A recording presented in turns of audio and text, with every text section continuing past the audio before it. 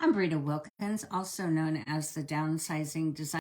Good holidays so far, and of course, it's not over yet. So, I'm thinking about you, and I truly appreciate all the well wishes. I've had a wonderful holiday with family and friends. So, tonight's topic is how to create your own minimalist home and minimalist mindset.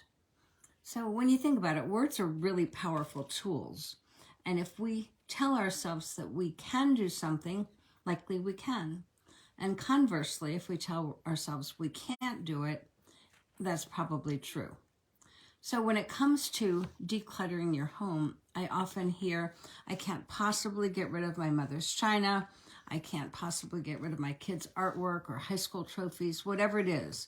But I often hear that word can't.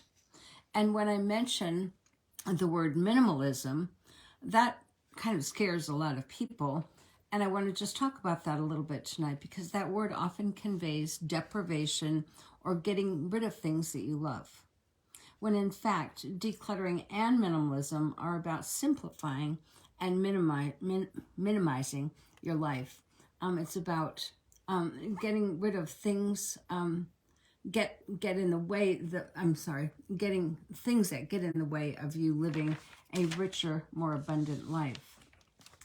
So as you've probably experienced yourself, too much clutter can actually cause you to feel that anxious, overwhelmed, and exhausted feeling. It impacts that quality of your life in so many ways. And you can't find what you need when you need it, so that's pretty frustrating. Your to-do list seems like it never gets done, and you waste so much time and energy trying to clean, organize, and reorganize that. So when you think of it, this is kind of funny to me. We go to work to earn money so you can buy stuff. And then you take that stuff home, and then you have to manage it. You have to clean it, organize it, look for it, repair it. So buying more to that vicious cycle. But when you choose to live a simpler life with less stuff and less clutter in your home and your life, you can actually have less to do. So there's less to clean, there's less to organize, less to manage. And you have more white space on your calendar, so your to-do list isn't always so filled. And then you also have more time, energy, and freedom to focus on those things that really matter to you. And you know, the bottom line is that you oftentimes save money because you then buy less stuff. So if you're ready to create that simpler life with less this year, so you have more time, energy, money, and freedom, as well as peace of mind, I'd like you to consider trying some of these powerful words or tools, minimalist words and concepts, as well as maxims. So the first one is to inspire you and to motivate you. Well, actually, these things will help inspire, motivate, and encourage you to clear that clutter that distracts you. It weighs you down, and it gets in your way of making room for the life that you really want to be living. And the second thing that these powerful words can do is they challenge your belief that more stuff will actually make you happier. That was one that I had to overcome, and I finally did, because now I live in a home with far less, and I'm just far happier having less.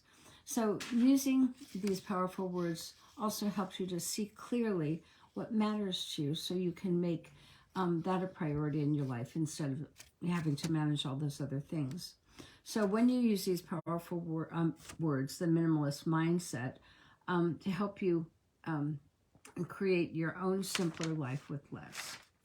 So the very first word that is often used in minimalism is to declutter. So when you have less stuff, you make room for more living.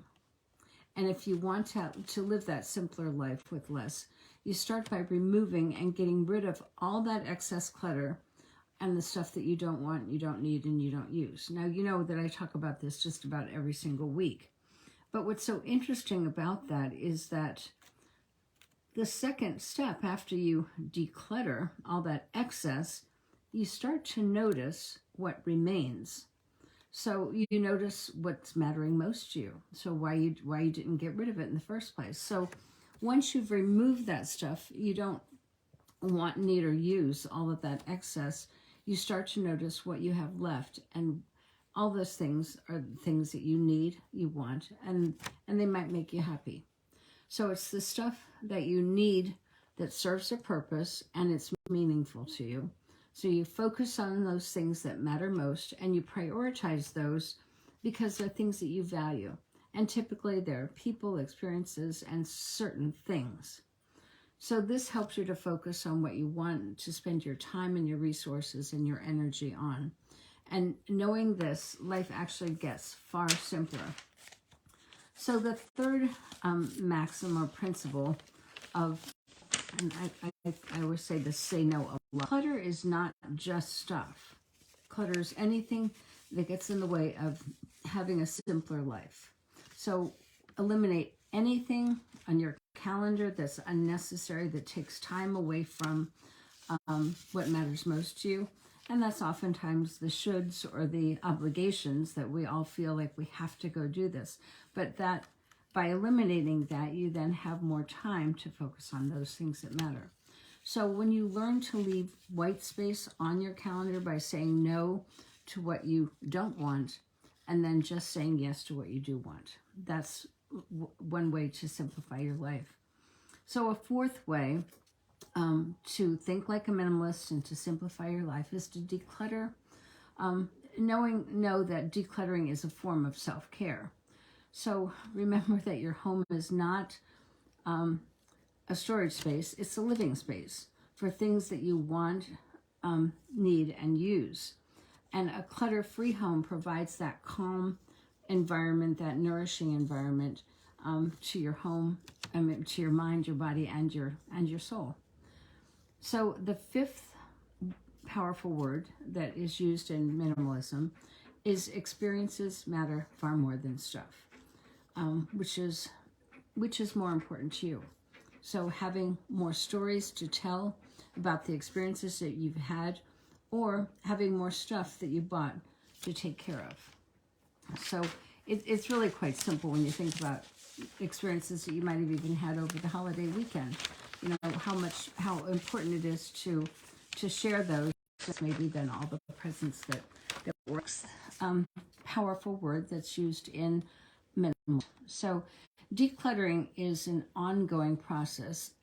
When you make it a routine and you establish new habits to consistently edit, and this is an ongoing thing, so you might even just see a junk drawer and you might just take a few minutes to go ahead and clean that. Things that you don't want, need, use, or love. Anything that does not add value to your life. And then the seventh maximum or principle of minimalism is the best things in life aren't things at all. And I don't even have to go into an explanation of this because you've probably all experienced that it's the little things that really matter. And then another maxim is contentment, enough, and gratitude. So when you're grateful for what you have, and when you're content with owning less, your perspective actually shifts from wanting and needing more. I experienced this myself, and just realizing that what I did have, I appreciated more and I valued it more because I could focus on it more. And then another maxim is to have a home for everything.